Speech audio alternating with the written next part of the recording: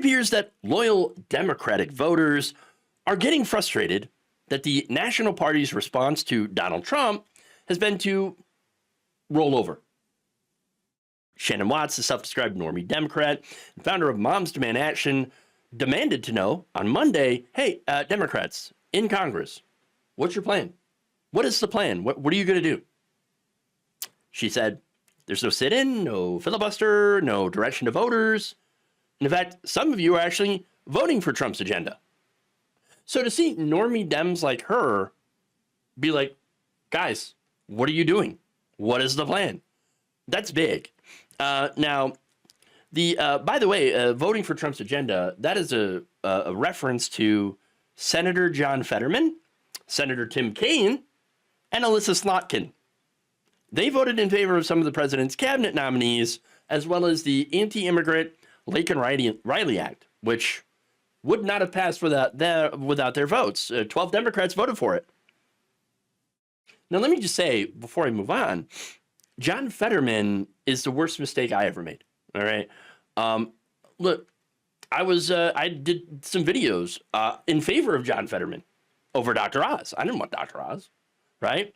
I had no idea at the time that Fetterman would turn into such a piece of shit. I kid you not. I am so sorry that I ever said anything good about him. Wow, what a disaster. What a mistake. But there's more, okay? Speaking of the normie Dems. Now, Leah Greenberg, a former Democratic congressional staffer who co-founded Indivisible, said the group's members across the country are sharing the same exact sentiment as Watts, and they should be. They should be. But Democrats everywhere should be like, hey, what the hell? Democrats, what are you doing? What happened to the resistance? What happened? What happened? You're showing no backbone, no resistance whatsoever. Where is it? Where is it? Look, the party itself has done almost nothing to push back on the firing of the inspectors general, nor have they forcefully stood against Trump's pardoning of the Capitol rioters, Trump's immigration crackdowns in Chicago, New York City, anywhere. They haven't really done a whole lot. Where's the resistance? Well, it's not in Congress. It's no. Again, Republicans, 12 Democrats gave Republicans, and ICE the power to detain immigrants accused of non-violent crimes, like petty theft, for example. Just the accusation. They don't actually have to have been convicted for non-violent crimes. Just the accusation is enough to have them detained and probably thrown into camp or deported. That bill went to Trump's desks, okay? And as that bill went to the White House, you had House Minority Leader Hakeem Jeffries. You know, he took to social media and he decided to really come after the Trump administration by tweeting, "Presidents come and presidents go. Through it all, God is still on the throne." What?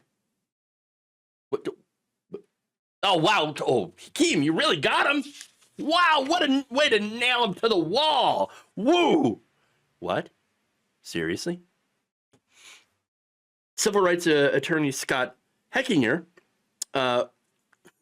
he writes in response to this is what the Democrats have after a week of historic racism, homophobia, illegality, and fascism by the Trump regime.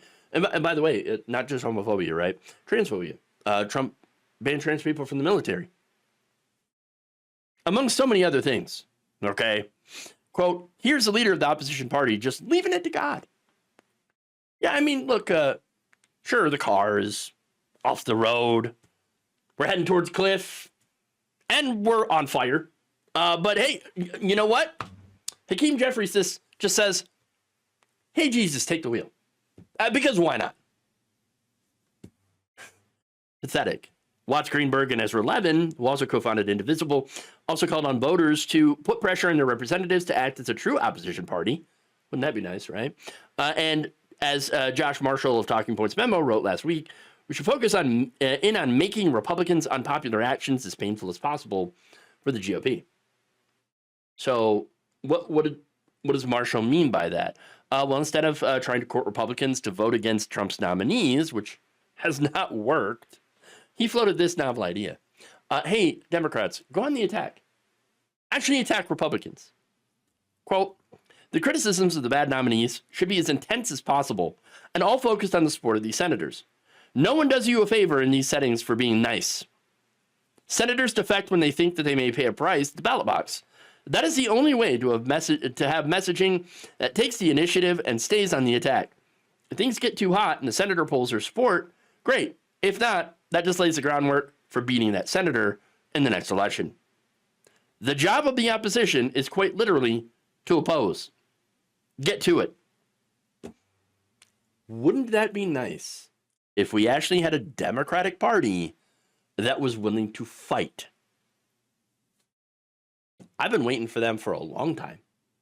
I mean, to fight Republicans. We do have a Democratic Party that can fight, but they always fight the left a million times harder than they fight against Republicans. And it's because they keep trying to get Republican votes. Okay? For every blue-collar worker we lose in Pennsylvania, these are words of Chuck Schumer, we pick up 2 Republican voters in the suburbs.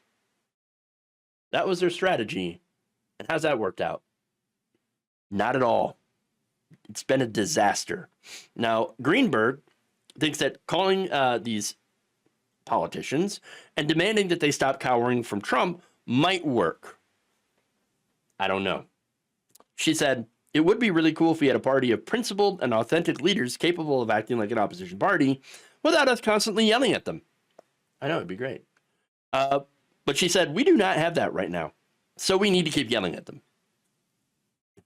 Or, you could also vote them out in primaries.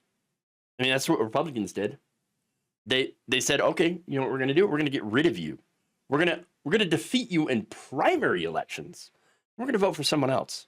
We're going to get rid of all the incumbents, okay, until we shape a party that can actually fight. But Democrats, they don't run primaries, okay? I mean, they do technically, okay, but when it comes to defending their incumbents, they're so entrenched. There's millions of dollars that get thrown at, any challenger in the form of negative ads, especially if you're a progressive. You try to run a primary against an entrenched, Democrat, you're going to get destroyed. They hate primaries, and they never give up their power. I mean, the AOC race, for her to take over a very important committee, the House Oversight Committee. I mean, that was a great microcosm of the problem with the Democratic Party.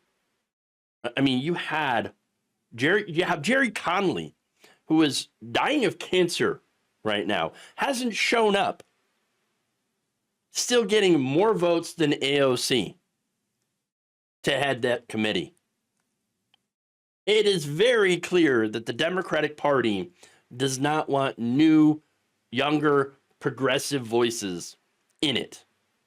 No, they want to continue the status quo. Look, they haven't listened to us for years, and I'm talking about the left. In fact, when it comes to the left, they'd rather yell at us. And that's it. Yell at us, smear us, call us Bernie bros, Even though we're saying, we actually want you to win, but we want you to win and then do good things. We want you to give people universal health care, okay? We want you to raise the minimum wage, okay? We want you to do the things that you said that you were going to do and not just service your donors. But instead, we get yelled at and blamed anytime they're out there blaming the left for Kamala Harris losing. Wait, what left positions did she take? Not really any. Nothing crazy. Okay. Oh, but they went after her for her previous left positions. And she didn't defend them whatsoever. Didn't defend them at all. And said, no, I'm actually going to do more fracking. No, I'm actually going to do even, more harsh immigration. No, I'm not going to change anything when it comes to Gaza. Our policy. No, not going to do it at all. You wonder why she lost. Again, we said, by the way, we said that Biden wouldn't win. And that, hey, maybe we should do a primary. That would be great. But they ran him anyway. Okay. We said run on populist progressive policies. You know, tour around with Sean Fain, call Republicans weird. Because that worked really well. You know, let Tim Walz be Tim Walz. Okay. But no, instead, they didn't. They muzzled him. And then they ran with tougher, more draconian immigration policy and toured with Liz Cheney. They didn't listen to the left at all. And they hate being criticized by the left, too. And look, again, this criticism does not come from, I hate Democrats. No, this criticism comes from, I actually want Democrats to be a party of working people instead of the party of the donors, and so they can actually win elections and do good things. That's where the criticism comes from. But it appears that the current crop of Democrats, and yes, some of the voters too, because I do read the comments, right? And some of the voters and some of the viewers, I love you guys, right? And gals, but like, you've got to understand that criticism right now is necessary. But what does it do, you ask? What does it do? It maybe gets us to realign, okay? And start thinking about, how do we win? If you insulate yourself from all the criticism, constructive criticism, right? Which I try to offer. I try to offer constructive criticism. And if you insulate yourself from that, and sometimes react, pretty violently in some cases, not like physical violence, but just very, a lot of anger at criticism to help the party, to actually help it win, then we don't actually do anything. And what's really more important than reacting to the criticism is, okay, maybe I should get involved in primaries and start primarying people, getting rid of the incumbents and trying to get progressives in these positions. That's really the victory here. Okay, that's what's going to lead to actually beating Republicans, adopting progressive populist policies, and then getting the left involved, giving the left a seat at the table, the actual left. Okay. So far, they haven't done that, and well, we see where we're at. Okay, the Democratic Party, as of right now, has been obsessed with courting Republican voters and ignoring working class progressives. And that's, of course, because of the donors, which is why primaries are so incredibly important and why the criticism has to be taken to heart. The Democratic Party is at its lowest point since, what, the 90s? Early 90s? 33% approval? That's abysmal. There has to be some introspection here. And there has to be a change in leadership. Our current leaders have done nothing. Our current leaders have engineered 2 disastrous losses to Donald Trump, but have managed to beat back progressives from leadership and from having really any say in the party. And this is why the party keeps losing. Thank you for watching. If you enjoyed this video, please like, share, subscribe, hit the bell icon in order to get notified whenever a new video is released.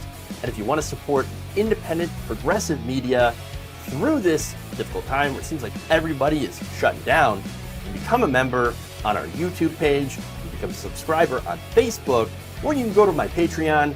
It's patreon.com/Jeff Waldorf. Thank you.